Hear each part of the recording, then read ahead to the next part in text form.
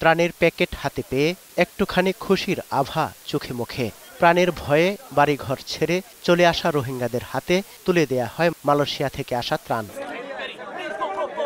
2016 সালের 9 অক্টোবরের পর থেকে কক্সবাজার সীমান্ত এলাকায় আশ্রয় নেয় 65,000 Rohingya.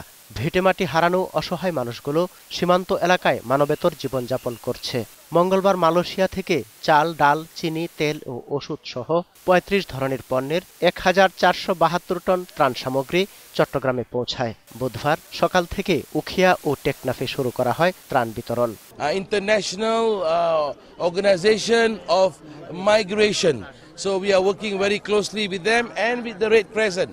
So we came here to distribute the food. মালয়েশিয়ার সরকার থেকে যারা এসেছে তারা নিজেরা এসে একটা টোকেন ডিস্ট্রিবিউশন 50 জন এই ক্যাম্পে দেওয়ার ব্যবস্থা করছে। আগামী দিনে আমরা বাকি 15,000 ফ্যামিলির মধ্যে বিতরণ করব। সরকারের তত্ত্বাবধানে সকল ত্রাণ সামগ্রী কিন্তু আমরা এই সকল অবৈধ অনুপ্রবেশকারী যে সকল মায়ানমার নাগরিক এদেশে বসবাস করছে তাদেরকে আমরা সেই মানবিক সহায়তা দিয়ে যাচ্ছি।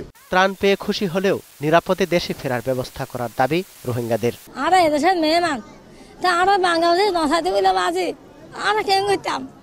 আমি আমরা বেশি দোয়া করি।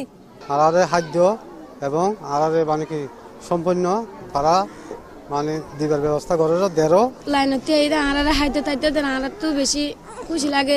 পর্যায়ক্রমে টেকনাফে 5,500 ও উখিয়ায় 9,500 পরিবারকে এই ত্রাণ দেয়া হবে।